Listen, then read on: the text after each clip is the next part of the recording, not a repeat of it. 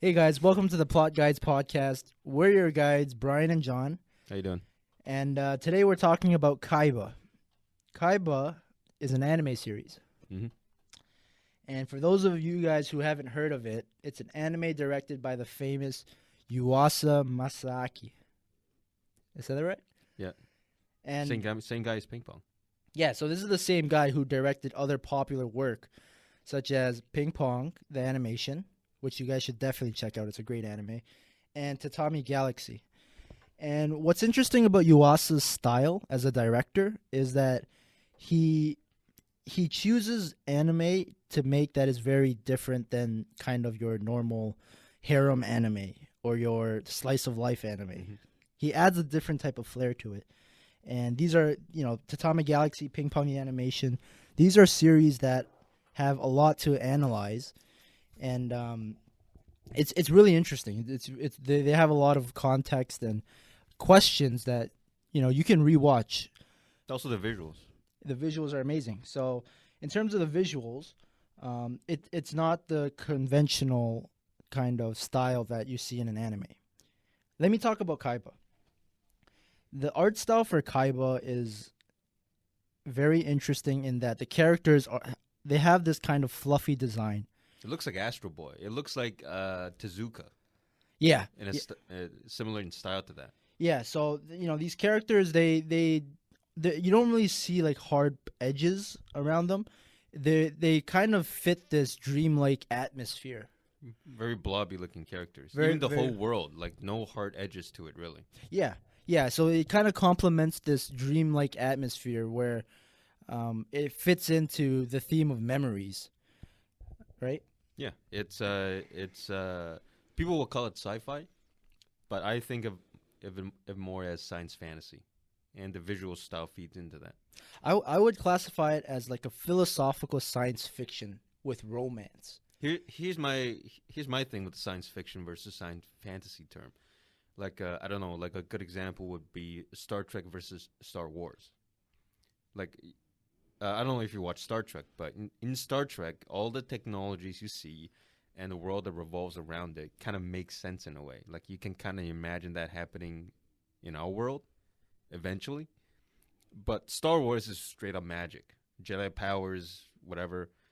And so like if you, and Kaiba is completely over on that side, like the fantasy side of sci-fi, Yeah, and that's why I'm more.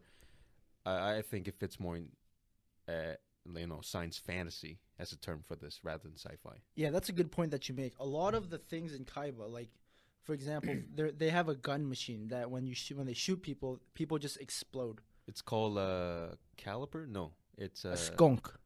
no that's one of the flying machines. That's the flying machine. Okay.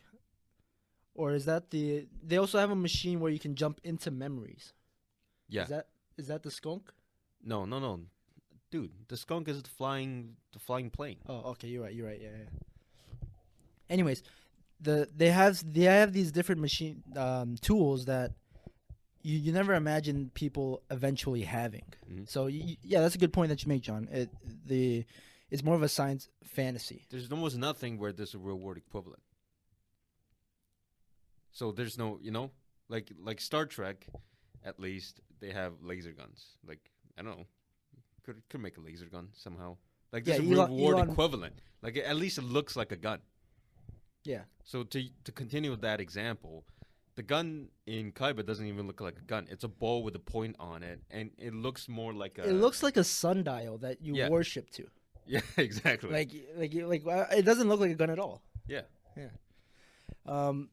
Okay, so it's a 12-episode series. Kaiba is a 12-episode series, and the first half of the series is episodic. So the first episode, it kind of sets the tone for what's happening, kind of tells you what the plot is, and it's more of a show don't tell, right? Very, very, very visual oriented. Yes. Yeah. And you don't know what's going on. Kaiba, right off the bat, when he wakes up in the first episode, he doesn't know what's going on, and you aren't expected to know what's going on either. And throughout episodes 2 and 6, you just kind of go into these interesting lives of very minor characters in each of the episodes. Yeah, the main character travels between different planets. It's almost like Kino's journey. Yeah, Visiting different worlds. yeah, yeah. And then right up until episode 6, and then the second half starts, and then this follows more of a detailed plot of what's going on. Yeah, it goes back. Episode 1 was kind of started the main plot, and then episode 7 they go right back into it. Which do you like better, John? In your opinion, do you like the episodes better? Or do you like the main plot? I feel like the latter half of the show didn't have enough time to completely flesh out the main plot. Like there was a lot of elements they had in it, but I feel like there just wasn't enough screen time for them to all get resolved. Yeah, and it almost feels like the director, I don't know if he ran out of the budget or if he just didn't have enough time or if he was working on other projects, but the ending feels rushed. Very rushed. Yeah. So honestly, the first 5-6 episodes with the world building and you getting to know different people and how they're affected by, the technologies in this world and how everything works. That was a lot more fun than the latter episode. Yeah, it was. Yeah, again, almost feels like the ending didn't do it justice. Mm-hmm. But even then, it was still a really interesting anime, and we're gonna get into some of the main topics. Yep. Of why this was so interesting and why the hell I was so confused while watching it, and still confused while rewatching. A lot of this has to do with the chronological order. Yeah, the chronological order of this anime. Brian doesn't read. Hey, don't expose me now. Why do you always do this? It's the truth, man. Okay, what makes this so interesting and confusing is that it doesn't follow a chronological order. Yeah. The beginning is almost the end, right? Maybe you can elaborate a little bit better on the beginning is towards the end. We don't get so the MC wakes up without any memories. You have no idea what's going on, just like us. So we're along on the ride. We're going along on the ride with him. On episode 1. Yeah, starting at episode 1, he's trying to figure out what happened, who he is, what the hell is going on in this world. And that's honestly, that's not a bad way to structure the first half because it's world building. We're finding out how everything works and how people live in this world along with the MC. Yeah. Some people who watch anime don't like the amnesia thing as a theme. It is a pretty overdone theme. Yeah. But in this case, I don't think there are certain parts where I think it's kind of overused. Mm-hmm. Again, this is Yuasa Masaaki who directed it. So yeah, his specialty is memories. Yeah, he does a lot with memories. Yeah. Tatami Galaxy, for example, it's like time. It's like going back in time. Mm-hmm. So this isn't that far along of what the director does usually with his works. Yeah. So could you talk a little bit about the chronology? Oh, why can't I say this word? Chronology. Jesus Granola bar. Chronology. Can you talk about the chronology of this? Yeah, so the first thing that happens chronologically, we see Kaiba, I mean good Kaiba, the original one, flying through the air like on a joyride or something, and just enjoying himself, like arms stretched out, flying through the air, crashes into a building, and Nero sees this, runs in and rescues him. And so she brings him back to Sodan, the little underground, almost terrorist-like organization that's fighting against the rich people up in the skies in their palaces. Yeah. He gets to know them, falls in love with her, and then they discover the temple. Yeah. That temple with like Warp's face etched into it, and everybody realizes he is actually the one they've been trying to fight against the whole time. Yes. Right? And so he runs away and back to the palace. Okay, I have a question after you finish this that relates back to it. Yeah, just ask it now. Okay, so this temple, right? Uh-huh. there's also 3 warps part of Isodan. Yeah. Which is, so they're actually working for Warp Temple. Here's the fucked up part about Isodan, is we find out it's actually not any sort of rebel group, because the people running it, Dada-sama, who they call, Who's Warp, right? is actually 3 people. Yeah. 3 old versions of Warp. All they're trying to do is get back in power as kings. Oh, that's what they're trying to That's do. their ultimate goal. We see this in the final episode where they get frozen. When there's this whole, everybody starts betraying each other. It's like a freaking Yeah. Shakespeare tragedy. It's What? like Game of Thrones. It's Everybody- like Hamlet, right? Or Macbeth. Yeah, like one guy kills another guy, and then he gets killed by another guy, who gets killed by another guy, and just a long chain of murders. During that, we get a peek into the memory of these 3 old guys, and apparently they just want to topple the existing warps and just become the king. That's all they really. That's what the whole organization is meant for. They tricked everybody. They're using all these terrorist guys to further their own goals, to becoming king for themselves. And one other thing, they actually want to kill off Popo, right? I think they were using Popo. They're using Popo for sure, but then after they're done with him, He didn't matter anymore. he didn't matter. They didn't they kill would have him. killed. They didn't kill him. Wait. See, I'm not. They shot him with something. That gun you was talking about, that you The- can also use to peek into somebody's memories, Yeah, right? It creates a big bubble, you can walk into it. yeah. But apparently you can also use that as a weapon. I'm not sure what it did. Maybe it wiped people's memories. I'm not sure if it killed them. Mm. But Popo did get hit by one of those. Maybe he's dead. Not sure. Yeah. Anyways, so I think when they find out that Kaiba is actually Warp, Popo's like, "Oh, you got to kill him. He's the one we were always after. You have to. Yeah. You betrayed us by falling in love with the enemy." And so she gets tasked to be his assassin. She gets into the temple. Wait, hold on. Right now you're talking about Nero. Nero, yeah. Okay. She has dinner with him, and she's supposed to give him some poison drink or whatever, and she can't do it. I'm going to kill myself. He stops her and says, "Let me download your memories, and I'll save you." Because all the palace guards, a bunch of robots coming in to kill her. They don't recognize that who she is, and they think she's an intruder. So that's She why is an intruder. She's the enemy. She's part of the organization that's trying to topple the king. But the king loves her, doesn't he? At that moment in time. Dude, the king is not really the king. Oh shit! I'm mixing it up. He's being controlled by the Hell 9000 guy. It's fake. It's fake Kaiba. No, it's a real Kaiba. Oh, This is the flashback we're talking about. Oh, I see. This is episode 11, episode 12. 10, something like that. Okay, continue. When we on. get shown what actually happened before episode 1.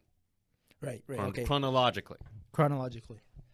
So, anyways, she gets killed, and in a pretty hilarious way, because she gets liquefied, and then not 2 seconds passes before she's cleaned up off the pavement. Yeah. But she just vacuumed off, and then she's just gone, and then he has to basically reconstitute her, get back her liquefied remains, get back her memories, those jelly bean things. Yes. And then regrow her body. And then, okay, she's back. And then she's like, "Oh, let's elope, let's escape." Right when they were about to escape, that's when the fake warp you was talking about comes in. The whole time he was doing it, like regrowing her body, he was watching.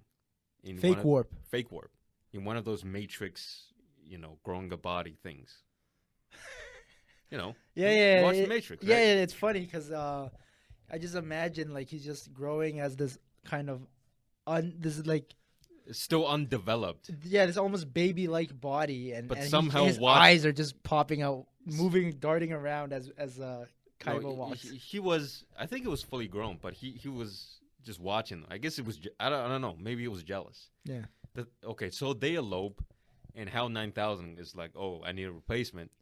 I love how you keep calling it HAL 9000. It's HAL 9000. That's the real Haven't name? you? Yeah. I'm not saying it's literally HAL 9000. Yeah, no, it's funny because that reference. That's what it is. He looks exactly like HAL 9000 in the movie 2001: Space Odyssey. Haven't you watched it? Yeah. Okay, Right? continue. Yeah. And anyway, so Batwarp is like, oh, I wanna be king. I don't have his powers, but I still want his position.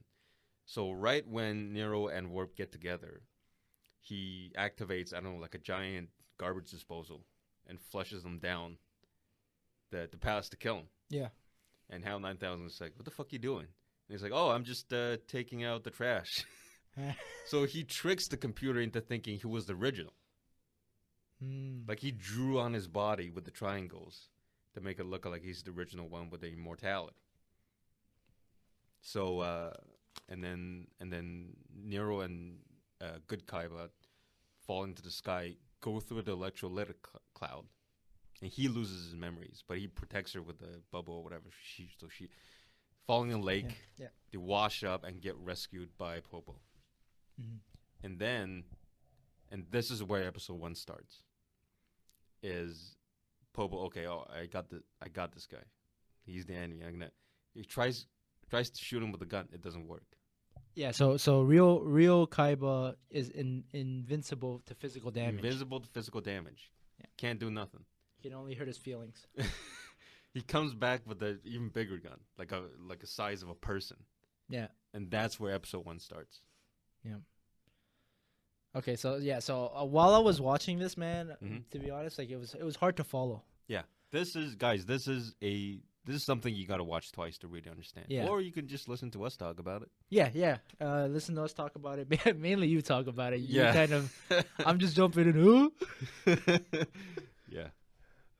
Anyways, yeah. Well, so we're at episode 1.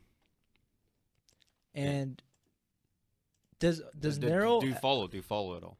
I'm following a lot more now. Okay. But I have another question. Does Nero when does Nero first meet Popo? Based on the flashbacks, I think they were childhood friends. Because I know back then it was Nero and real Kaiba. They were a thing. They were boyfriend and girlfriend. Yeah. So then when does Popo? But she knew Popo way before that. They were friends as kids. Like remember those flashbacks? Yeah. He was going, I love these fruits called nippos or whatever. Oh yeah. And they was together, and Popo said, "I'm gonna be king and get you all the nippos you can eat." Yeah, and then with the other pink hair girl just kind of watching quietly. She never really factors into the story. She's just there. Yeah, she's always the third wheel on this little childhood group. Think about it. True. Like she. No, did but okay, she do anything to affect the plot? She's not as bad as the other guy, the guy, the machine guy who alters memories, who alters Nero's memories. No, but Kichi actually does something good. He does something good. I'm talking in the children's scene where they're all just sitting there, and then Kichi is just watching in the corner. Yeah. Quietly. Yeah. Those are the awkward nerdy kids who are too socially awkward to talk to people. I feel like he watched anime a lot. In that world.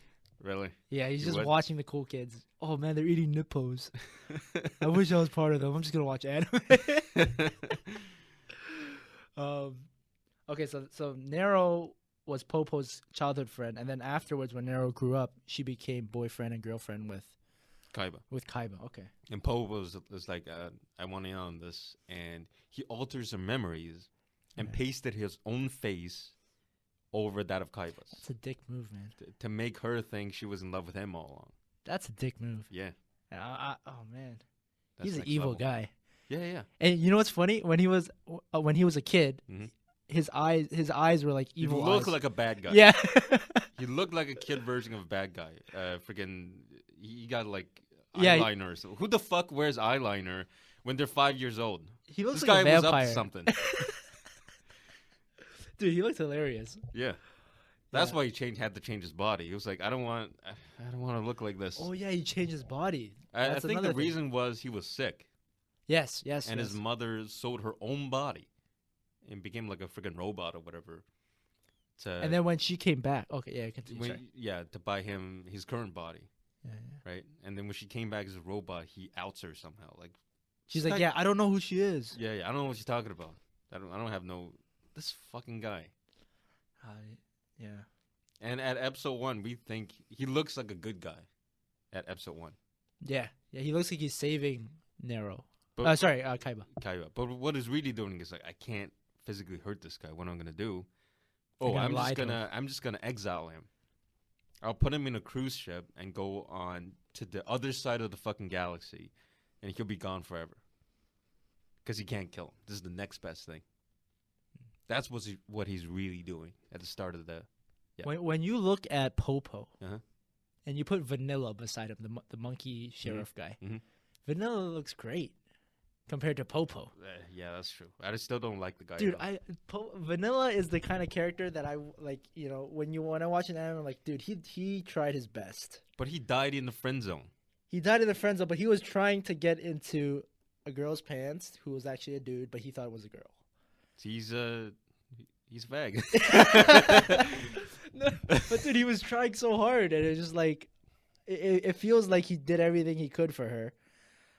Yeah, but he should have realized that no matter what he did, it was useless. Why? What do you mean why? Why was it useless? Like I feel like maybe Because it's not really a girl. It's a guy inside of a girl's body. no. He's a trap. He's literally a trap. He's a trap, but remember in episode 6, when you're in a girl's body and you're a dude, Uh-huh. you mix, right? Like your biology mixes and you actually start becoming. Yeah, but that never happened for Kaiba. Not yet. If it was a 24 episode series, you never know. And Dude. Vanilla started living. Dude, it happened with Gil before Vanilla was killed. Like, it happened with another person. Like, Yeah. he had feelings for another guy before, when Vanilla was there all... He's in friend zone. Oh, Think I see, about I it. see, Episode 6. Kaiba in Chronicle's body, in the female body, fell in love with Gel, who didn't even have hands. He had knobs for hands. He fell in with that motherfucker before he fell in love with Vanilla. John, I love how you emphasize that he doesn't have hands because I remember the scene where they're taking a piss Uh-huh. and Gel just needs help from Chronicle. That might be when they started liking each other. when he was helping Chronicle, when he's helping Gel pee. Really? This is like a real awkward one, just splashing. Yeah. You think- The piss just starts going upwards. With the wheels spinning in your head as you try to think of something to say to cut the awkward silence. Yeah. It's like, so how's the weather out there? As he's holding his penis while peeing. Oh, dude, that's hilarious. But Vanilla was... He's Dude, pathetic. okay, look at it this way. He brought Chronicle to, in episode 7, he brought her to this beautiful planet. In an effort to get some ass in that an he effort wasn't to going to some get. ass. That's a man thing to do, man. Yeah, but he should have given up around episode 5 or some shit. Seriously. Like, he took her to 5 different planets, romantic spots. Yeah. If that doesn't work, like, you know, We're just going to have at that point, you got to take the L. Seriously. We're just going to have to agree to disagree here, John. Cuz Vanilla, I wish he had a spin-off episode. He literally brings her to romantic spots around the galaxy. Yeah, sacrificing his work. Yeah. He's actually putting his work in danger and his life in danger at that. Yeah, that's why I hate this guy. Yeah. He doesn't have his priorities straight. He's letting that thing of his lead him around. What did he sacrifice his job? His mom will understand. He's trying to find love. You don't man. know that. Okay, granted He sacrificed his own he mother sacrificed his mother. on the promise of some pussy. That's the payoff. His mom would have. Mom always understands these things, man. Not this. I'm laughing because, like, in real life, obviously not. But come on, man. This is a fantastical world. Really, in the world of Kaiba, mothers are lower in the hierarchy than Than men in women's bodies. Yeah. That's a fucked up world. Hey, it's Yuasa Murasaki, man. I'm just putting it back on him. Anyways, Anyways, that's a difference of opinions. I don't think we'll get past. I don't think we get past that. Well, what's Reddit say? What's the internet say? I guess it's a I split. don't know. Here's what they say. Yeah, that's true. Oh, guys, by the way, can I just put a plug in here? Yeah. Feel free to send us an email on some topics you guys want us to talk about. Send us an email at plotguides@gmail.com. Suggestions, critiques, Suggestions, critiques, if you whatever. hate us with a flaming passion, let us know. Yeah. It's fine. Well, don't let us know. I'll get hurt, man. I still want to know. All right, send us anyways. Some funny shit. People getting angry at us. Yeah. Search us on Instagram too at Plot Guides, and we're gonna make a YouTube channel soon with the name Plot Guides if it's not taken already. Hopefully, it's not taken. Right. Okay. So Back to business. Back to business. I think the main theme here, John, is what really shows that someone exists, right? You have in Kaiba, it looks like they're trying to point to two things, and that's the body and the mind. Mhm. Your body shows that you exist because when you wake up in the morning, you see your face and you're like, "Oh shit, this is me." Mhm. Right? You see your arm, you see how tall you are, you see your body, and people associate themselves and their existence by their body. Yeah. Wait a minute. But bodies are super interchangeable in this world. Yes, in this world, so I'm gonna get to that. But the other part of it is the mind, right? Which Yeah. is so I think I've had these experiences in my life, and I remember the first time I rode a bike. Mhm. I remember the first time I fell in love. I remember the first time I lost my virginity. I remember the first time I got married. All these things. Those are physical experiences. Those are physical experiences, but the memory of them. After the physical thing happens, all you have is the memory. Okay, so you're saying that the memory comes from a physical existence that depends on the body, and then the memory is what makes up the person? Yes, I think. Yeah, but in this world, you can just make up memories. You can get somebody else's memories who had that experience, and now who are you? Okay, so that's the thing though. In this world, is the memory and the body are kind of connected. No, sorry, I said that wrong. Separate? The memory and the body are separate. Maybe not completely, but we'll get into it. Yeah. What I'm trying to figure out is if you had to pick one side, is it the mind or the body that really shows that you exist?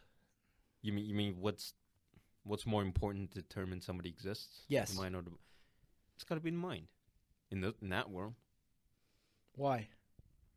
Because it's all about memory. This anime is all about memory. And memory is all about memory. Yes, but in order to, I'm saying it's the body, right? Because you need the body to experience all of these things, right? But you don't. You can just get somebody else's memories. You don't actually have to, visit different planets. You can just download the memories of some poor schmuck, get his memories, and now you're a person who that's happened to. But you need a body to experience it, don't you? No, you don't. You can just get the memory of that experience. You could get the body of it, right? The body of what? You could get the body of so if you have a memory, and then you're like, okay, shit, I want a new body.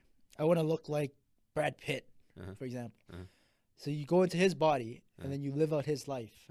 And this is like everything that was happening on Utopian Land in episode 4 or 5 or something. They're like, the bodies are commercial, selling bodies in a capital market. Like, the body is a commodity. It's a commodity. Just like memories. Just like memories. So what I'm saying is, the body is important and is more important than the memory, because if you don't have a body, you can't, do shit. But you don't have to do shit. You can just get somebody else's memories. Can you elaborate? Because you keep saying that and I'm not following. Because I'm trying to find an example in the anime. You remember when Chronicle was talking about her current current situation. She's like, "Oh, our family's in really hard times. We can hardly get enough food. I have to sell flowers in the streets." Okay. Like, so what happened is her aunt sold her memories of being able to play piano, have music. Probably sold it for food. Now she doesn't have those memories. Who doesn't have those? The Chronicle. aunt? Oh, Chronicle. So she's no longer a person who plays the piano, who had the enjoyment of music. That's been transferred to somebody else. Somebody else now has the ability to play the piano, to be able to enjoy, piano music, and now they've got that aspect of her for themselves. She's lost it. She can't play the piano anymore. Yeah. Chronicle the pianist is gone, but her body's still there. John, let me put this question to you. This situation. You remember when Gel and Chronicle switched bodies? Sorry. No. The gender swap when When they met each other. When they met each other, but in bodies of genders different from of when they started with. Yeah. So when they met each other, they started becoming more of the body of. They started becoming the biology of the body that they had. Mm-hmm. So Kaiba in Chronicle's body started becoming more like a female. Yeah. And like putting her head on the shoulder and shit. Yeah, putting his head on the shoulder. And Nero in Gel's body was becoming more of a dude. Mm-hmm. Doesn't that say something about how the body influences the mind? Like, it does. I think it does. Right? So okay. I think I'm wrong in the sense that I can't, like, the body isn't everything, obviously. Mm-hmm. No, but the thing is, if body is everything, why were they confused by having feelings opposite to what they're used to? Like if Nero gets put into a male body and she's feeling physical attraction for female, if the body's 100% of what you are, why are they confused in the first place? Why wouldn't she just be comfortable with, I want to, I'm attracted to Chronicle. I just want to do her. Yeah. Well, why are they apprehensive about it? He doesn't have hands. First of all, he can't. He has nothing to grab onto. There's other things you can do. You'll just be like slipping down. It's like rubbing a rubber ball over. Hey, anyway. Yeah. Think about it. Yeah. The same is true for Kaiba. He was starting to feel feelings for a guy because he was in a female body. Mm-hmm. If a body is 100% of what, why are you getting confused about it? Yeah, you're a girl now. Go and fuck him. Mm-hmm. The fact that they're confused about body not matching the mind means it's not 100% body. Yeah, it's not. It can't be. The mind has to match the body. Yeah, but okay. So the mind is really important, is what you're saying. I wouldn't say it's 100%. It's not 100%, but it's important. And that's a great example. What we just talked about, that it's a mix. Mm-hmm. If it's all in the mind, then they wouldn't be attracted to each other. It's like, I'm a guy.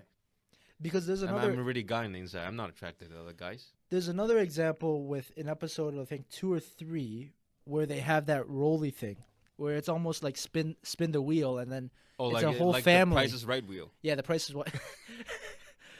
The whole family's there, and so they have no body. They just have the mind, and they're just inside this kind of inanimate object. And I think they're starting to get confused of who's who. There. Yeah. So they're losing their sanity because they have individuality. Yeah, their individuality, and their sanity. Yeah. And so this happened because they don't have a body.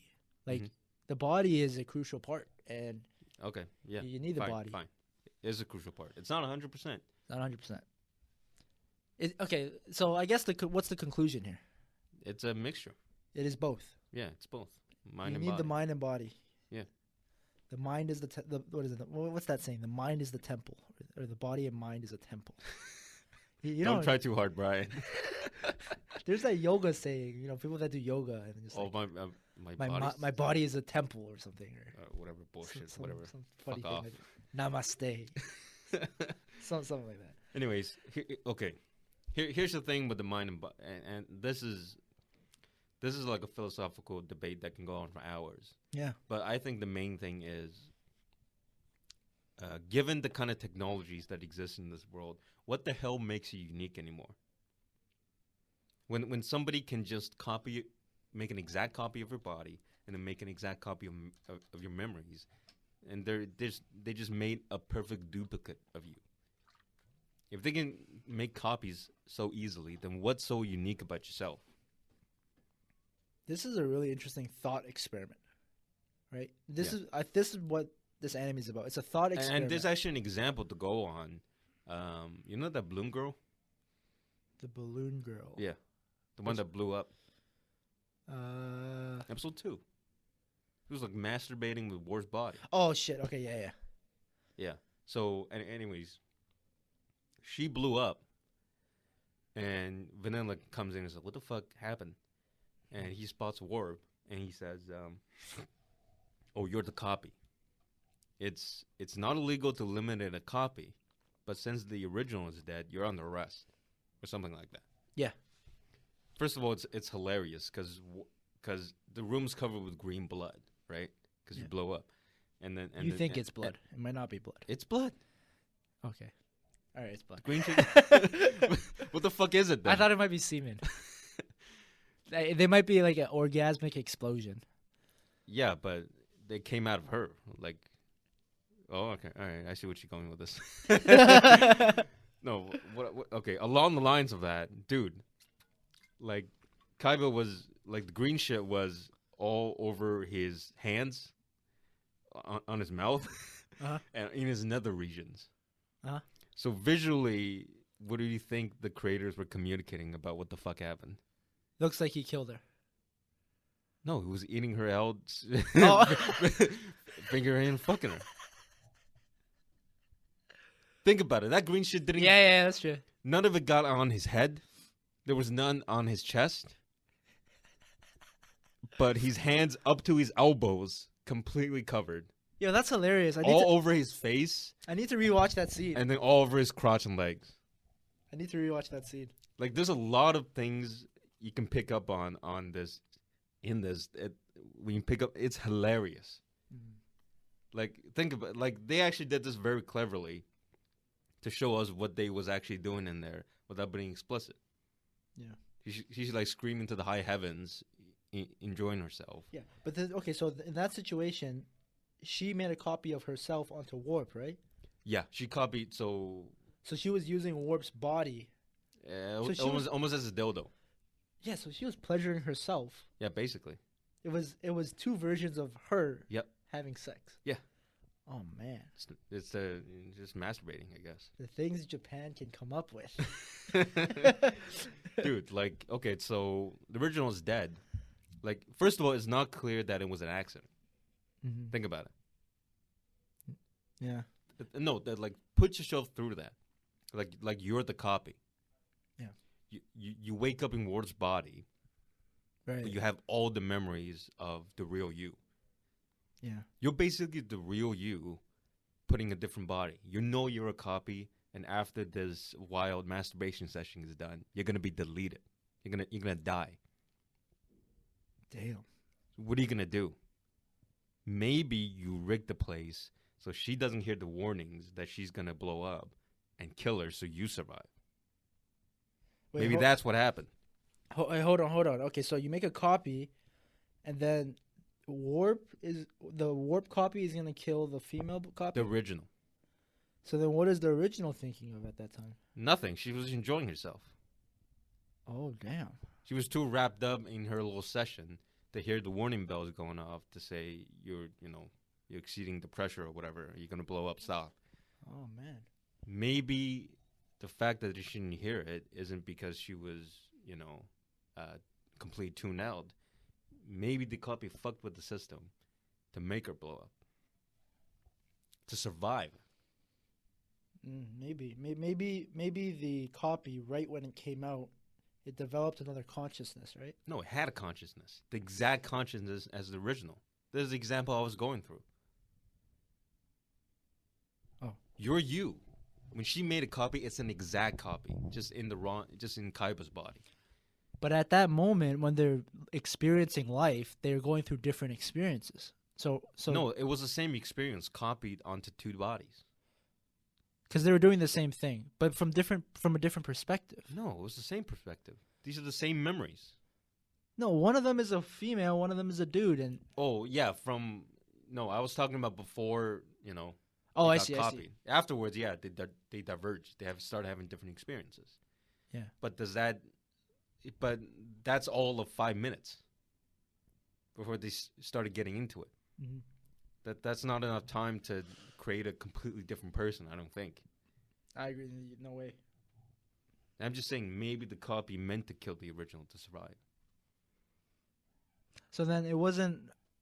So then they were different. I mean, they weren't completely different people, but there were different people.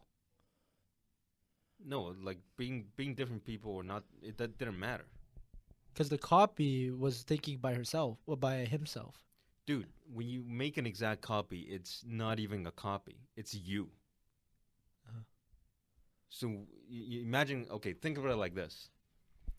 You going to, there's a copy machine. It's like a coffin. You lie in it. It's going to make another copy of you. Yeah. Exact same copy. Yeah. But before it does that, it'll like spin around and then make you disoriented. And then when the copying's done and both of you wake up, you don't know which one's the original and which one's the copy anymore. Oh shit, man! And one of you has to die. Only one of you could come out of that room. That's weird. You're gonna kill the other guy. You're gonna try to kill. Yeah, so both of them are gonna try to kill each other. Yeah. But both of them think that they're the real person. Yeah. So I'm saying, as an analogy, the balloon girl waking up in Kaiba's body is exactly like that. Oh. She wakes up, she's herself, but Yeah. she knows she's gonna die because she's a copy. Why wouldn't you murder the original to survive? See, that wasn't the case with Hyo and Nero, right? No, well, first of all, Hyo is unable to do that. Yeah, Hyo couldn't do it, but maybe she was trying. I don't know. Maybe she was trying to, because she had the same body, right? Same what? They came out at the same memory. Them two, Hyo and Nero, Mm-hmm. and then they started having different experiences, but they came from the same place. Mm-hmm. So then, isn't that similar to the two copies of the female? I don't think they wanted to kill each other though. Yeah, they didn't want to kill each other. That's the difference. Anyways, yeah. To go back on it, like, what the hell is there so special about individuality, where you can make copies like this so easily? Like everything's been made into a commodity. Your body, your memories, and then what's left. Your entire self has a value on an open market. And when you can put a price on something, it's just in a sea of capitalism. Yeah. There's no feeling on it anymore. It's just money. There's no, like, I think people have been reduced down to like cattle on an open market. You can sell your body, you can sell your memory. They all fetch a price. What the hell is so special about you anymore? This is an extreme version of what's happening today, I feel like. What? The capitalism that's going through, like, and the ability to just kind of sell yourself and your pictures, and, like, for example, Instagram. You're able to take pictures, like Instagram models. They can take pictures and then put it online, mm-hmm. and they can make money off of it. And so mm-hmm. they're kind of in essence selling their body mm-hmm. for money, mm-hmm. or like even prostitutes, mm-hmm. right? They're selling their body for money. Yeah, but it's not exactly the same. It's not exactly the same. They're not giving up their body. It's not extreme. It's not as extreme. Wait a minute. Here's something weird. I just realized this. Why do you have to give up your memories to sell them? Why can't you just copy your memories and get some money? Think about Chronicle. Her mom had to sell her memories of being able to play piano and music.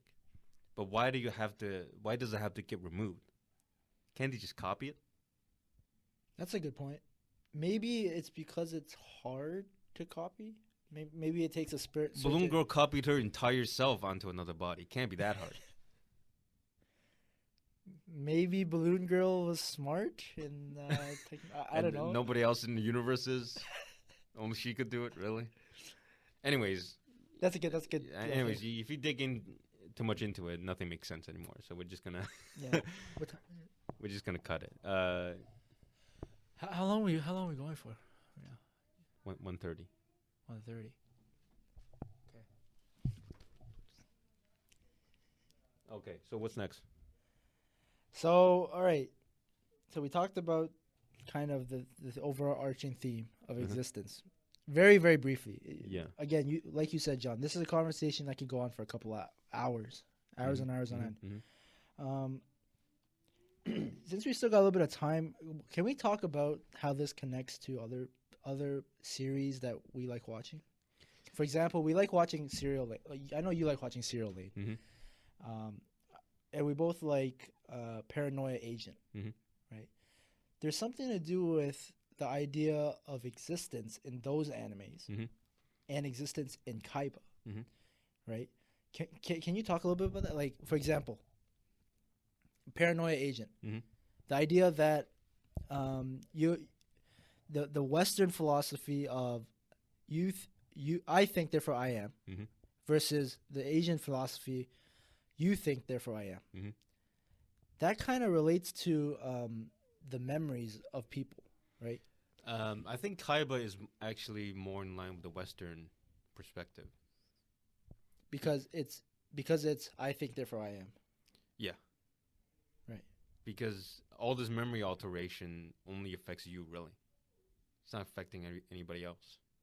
But in Lane, when she started deleting memories of herself in other people's heads, it bifurcated herself. It created a different version of herself.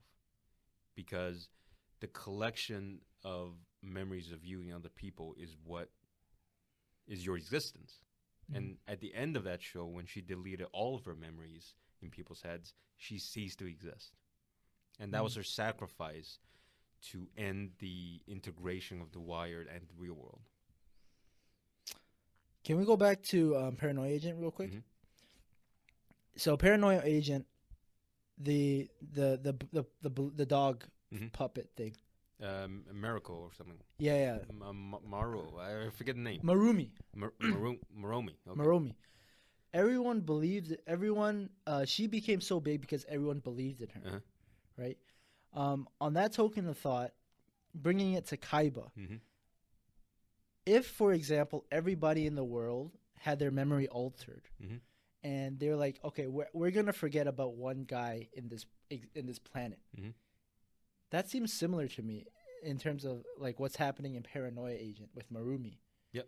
Because if for example, instead of deleting, say you're adding a memory, I'm adding a new character. Everyone in the whole universe is gonna know this character. Yeah, that's and true. It's gonna be like this big thing. And it would be as real as if it really existed to people. So that's interesting how that's kind of similar. Yeah, those two things. And I mean, Lane examined the role of memory and how it relates to self-identity in a more interpersonal relationship level. But Kaiba does it in a almost societal level. Can you talk about that a little bit? Societal, as in your memories and bodies are commodities on an open market. Oh, I see. And how that affects people's everyday lives. People just sell, when they get poor, they sell their memories, or they swap the cheaper bodies, whatever. Kaiba also focuses on the economic side. Yeah, because there's literally a class divide between people up in the clouds and people down below. Yeah, I agree. Yeah. And in terms of Paranoia Agent, it's a bit more societal, where Kaiba is more economical. Right? That's true. And the memories is something that's very very often touched upon in anime. Yeah. Particularly Eastern culture. Kaiba. What would you rate it out of 10? Out of 10? That's hard because the main plot leaves something to be desired. If they had 24 episodes to go on, I feel like it could have been much better. Mhm. But even just going off of the standalone episodes, I think this is a 10 for sure, 8 for sure out of Yeah. 10. 8 out of 10. Yeah. Damn. This is something really unique, and you really can't fault these guys for trying out, something new. Hmm. I would say it's 8.5 out of 10. 8.5. Yeah. Okay. Nice. It's just Yuasa Masayaki's style is just something really to watch. Something really people should watch. Yeah, most of the stuff is really good. It's Yeah. it's not your traditional harem type of anime or your slice of life, Mhm. or sports anime. It has a lot of rewatchability, That's right. Yeah. and I'm probably gonna rewatch this sometime in the future, Mhm. just to see if I can understand more of what's going on. Yeah. You know what I mean? And I think that should end it. Yeah. This episode. All right. Guys, thanks for listening. And again, if you guys have any suggestions or critiques for us, shoot us an email at plotguides@gmail.com.